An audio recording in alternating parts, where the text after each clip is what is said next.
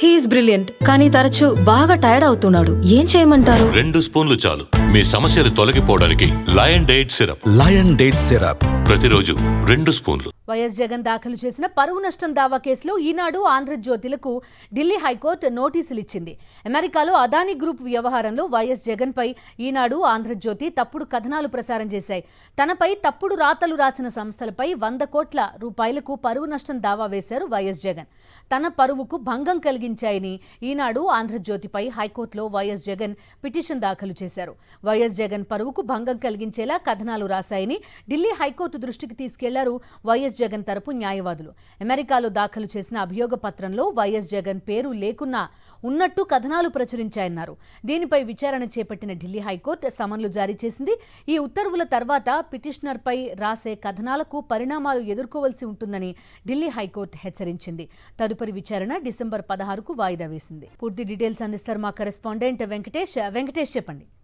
మాజీ ముఖ్యమంత్రి వైఎస్ జగన్ పైన ఎల్లో మీడియా రాసిన కథనాలపైన ఢిల్లీ హైకోర్టు సీరియస్గా తీసుకుంది. ఈ అంశంపైన ఇటు ఆంధ్రజ్యోతి అలాగే ఈనాడు సంస్థలకు సమ్మన్లు జారీ చేసింది. ఈ అంశాలకు సంబంధించి రాసిన కథనాలపైన వివరణ ఇవ్వాల్సిందిగా ఈరోజు ఢిల్లీ హైకోర్టు నోటీసులు జారీ చేసినటువంటి పరిస్థితి. నిజానికి అమెరికాలో అదానీ గ్రూప్ వ్యవహారంపై దాఖలైనటువంటి ఇండిక్ట్మెంట్లో వైఎస్ జగన్మోహన్ రెడ్డి పేరు లేక ఉన్నప్పటికీ ఖచ్చితంగా ఆయన పేరున్నట్టుగా కట్టుకథ రాశారని ప్రధానంగా ఢిల్లీ హైకోర్టు దృష్టికి తీసుకెళ్లారు. సో వైఎస్ జగన్ పేరు లేకున్నప్పటికీ అందులో ఉన్నట్టుగా ఒక కల్పిత కథలు సృష్టించి ఆయన పరువుకు నష్టం కలిగించేలా ఈ 2 సంస్థలు, ఇటు ఆంధ్రజ్యోతి అటు ఈనాడు, ఈ 2 సంస్థలు, ఈ ఎల్లో మీడియా సంస్థలు తన బరువుకు భంగం కలిగించేటువంటి ప్రయత్నం చేశాయన్నటువంటి విషయాన్ని ప్రధానంగా ఈరోజు ఈ ఢిల్లీ హైకోర్టు దృష్టికి తీసుకెళ్లారు. సో ఈ అంశాలన్నిటినీ పరిగణలోకి తీసుకున్న తర్వాత ఢిల్లీ హైకోర్టు ఈ వ్యవహారంలో ఈనాడు, ఆంధ్రజ్యోతి ఈ 2 మీడియా సంస్థలతో పాటు మరికొన్ని మీడియా సంస్థలకు దీనికి సంబంధించి నోటీసులు జారీ చేసింది. అలాగే మెయిన్ సూట్లో సమన్లు కూడా జారీ చేసినటువంటి పరిస్థితి. ఇక నుంచి పిటిషనర్కు వ్యతిరేకంగా రాసేటువంటి ఏ కథనాలైనప్పటికీ కూడా వాటన్నిటికి సంబంధించి కాషన్గా ఉండాలని ఈరోజు ఢిల్లీ హైకోర్టు హెచ్చరించినటువంటి పరిస్థితి.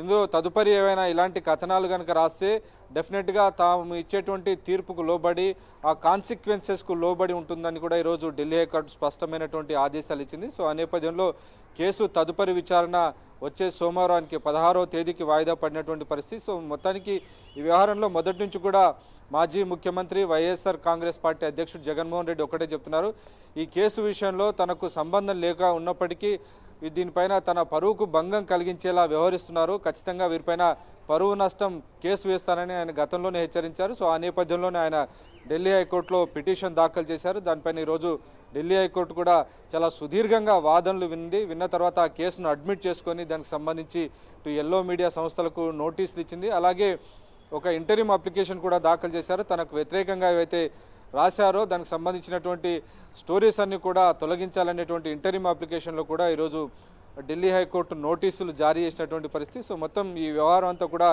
ఢిల్లీ హైకోర్టు దృష్టికి వెళ్ళినటువంటి నేపథ్యంలో మీడియా సంస్థలన్నింటికి కూడా నోటీసులు జారీ చేశారు. సో మీడియా సంస్థలు దీనికి సంబంధించినటువంటి జవాబు చెప్పాల్సి ఉంటుంది.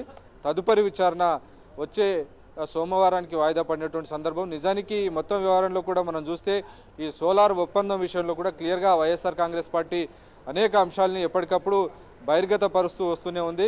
ఎప్పుడైతే ఈ ఒప్పందం జరిగినటువంటి సమయంలో బహిరంగ విపణిలో దాదాపు సోలార్ విద్యుత్ 5 రూపాయల యూనిట్గా ఉన్నది. అటువంటి సమయంలో ₹2.49 నాడు ముఖ్యమంత్రిగా ఉన్నటువంటి వైఎస్ జగన్మోహన్ రెడ్డి ఆంధ్రప్రదేశ్కు ఒప్పందం చేసుకున్నారు. సో దాని ఫలితంగా లక్షల కోట్ల రూపాయలు ఆంధ్రప్రదేశ్కు ఆదా చేసుకునేటువంటి అవకాశం కలిగేలా ఒప్పందం జరిగింది. కానీ దీనిపైన ఒక కల్పిత కథనాలు, తప్పుడు కథనాలు రాసి ఈనాడు, ఆంధ్రజ్యోతి తన పరువుకు భంగం కలిగించేలా వ్యవహరించారనేటువంటి విషయాన్ని ఇటు వైఎస్ఆర్ కాంగ్రెస్ పార్టీ కూడా ఎప్పటికప్పుడు టైం టు టైం ఇటు బహిరంగంగా ప్రజలందరికీ చెప్తూనే ఉంది. సో ఈరోజు ఢిల్లీ హైకోర్టు సాక్షిగా ఈరోజు ఈ మీడియా సంస్థలు చేస్తున్నటువంటి తప్పుడు ప్రచారం పైన ఈరోజు ఢిల్లీ హైకోర్టును ఆశ్రయించి ఢిల్లీ హైకోర్టు ఈరోజు ఇటు ఈనాడుకు, ఆంధ్రజ్యోతికి నోటీసులు ఇవ్వడంతో ఈ మొత్తం వ్యవహారం అంతా కూడా మరోసారి సోమవారం నాడు ఢిల్లీ హైకోర్టు ముందుకు విచారణకు రాబోతోంది. Okay Venkatesh, thank you.